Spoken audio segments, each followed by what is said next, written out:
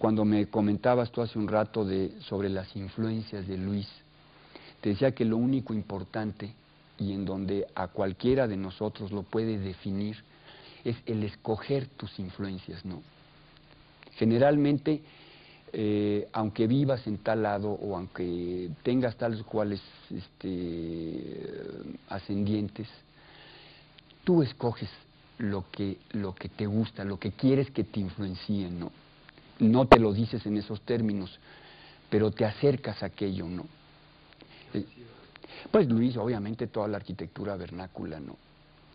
Que curiosamente, y en contra de todos mis colegas, incluyéndome a mí mismo, toda la arquitectura vernácula en el mundo, en Grecia, en África, en México, en cualquier lugar, no es fea. La esencia del paisaje de Jalisco, de la arquitectura de los pueblos de Jalisco, la debió de haber entendido, él la debió de haber captado muy bien, ¿no?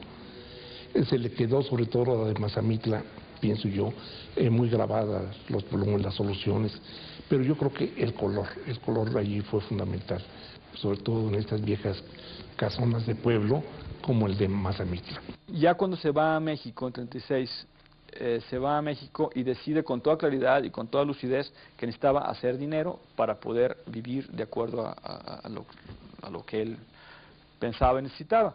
Entonces, con bastante contundencia, empieza a hacer arquitectura especulativa, edificios de apartamentos para gente acaudalada de México o para gente acaudalada aquí que estaba invirtiendo en ese momento en México, casas para venta, etcétera, dentro de un estilo que se identificaba mucho con las corrientes funcionalistas del tiempo, pero que sin embargo un ojo más sereno sí puede advertir que hay una continuidad con las últimas obras de aquí y que bueno, acá en México lo primero se necesitaba vender y necesitaba estar, digamos, a la moda, sin embargo la calidad de esas obras es innegable y el interés es muy alto y forman de alguna manera una unidad, ¿no?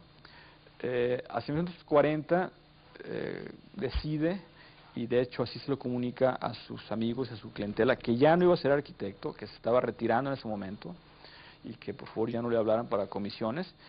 Después de algunos años de práctica profesional,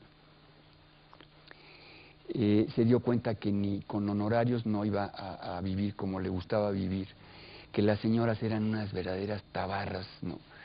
Que era perder el tiempo en todo lo que hacían, ¿no?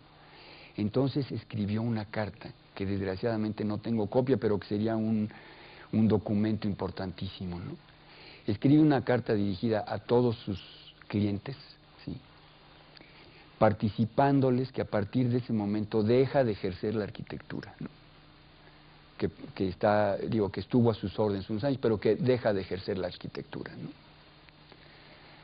Entonces, obviamente, con esa libertad que le daba el tener otras fuentes de ingresos, de trabajo de él, porque no tenía el gran capital, ¿no?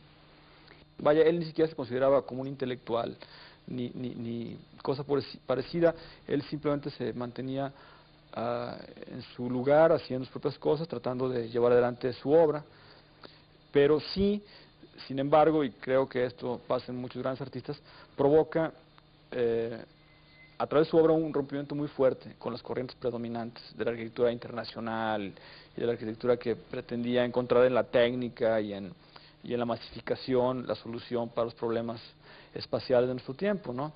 Él toma distancia, lo manifiesta críticamente en algunas cosas así muy puntuales que escribió, que dijo en algunas entrevistas, etcétera, y busca muy conscientemente y con mucha intensidad la relación con la tradición que asumía de manera muy distinta como la asumía el movimiento moderno.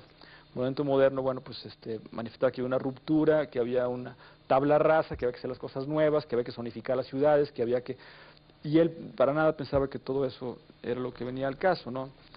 Él pensaba que existía una continuidad cultural, una continuidad espiritual, que era importante aprender la arquitectura popular, de la cual hay que decir que la arquitectura moderna estaba bastante distanciada, ¿no? Y le importaba bastante poco. La arquitectura moderna como tal es bastante arrogante, entonces pensaba que iba a resolver las cosas así de una manera decisiva y contundente. Y bueno, todo esto, Barragán era pues muy escéptico en cuanto a todo esto y al mismo tiempo muy apasionado en las cosas que defendía. Por eso ya desde los 40 su arquitectura tomó un rumbo radicalmente distinto. Que había un término que él mismo utilizaba para definir a su propia arquitectura, y en algunos textos de él, algunos se inician diciendo, yo creo en la arquitectura emocional. Hay, que es más, un texto en inglés, que no recuerdo ahora en dónde está publicado, pero está publicado en una revista norteamericana que dice, I believe in an emotional architecture, firmado por Luis Barragán. Obviamente, él de alguna manera se estaba autodenominando así. Entonces, investigando por qué se autodenominaba así, descubrimos que en 1953, Matías Gericks, con quien él tuvo una relación profunda, de la cual podemos hablar también a continuación, Matías Gericks, que había venido a México a dar clases a Guadalajara, en el Distrito Federal, en la calle de Sullivan, hace un museo experimental, una pequeña construcción para museo y este tipo de cosas, donde de alguna manera él rechazaba todo lo que era la arquitectura internacional, y era el hacer muros gruesos, un poco como lo que hacía Barragán, esta arquitectura poderosa, emotiva. Y en la inauguración del Museo Experimental El Eco, Matías Gericks emite un manifiesto, y el manifiesto es el Manifiesto de Arquitectura Emocional, 1953.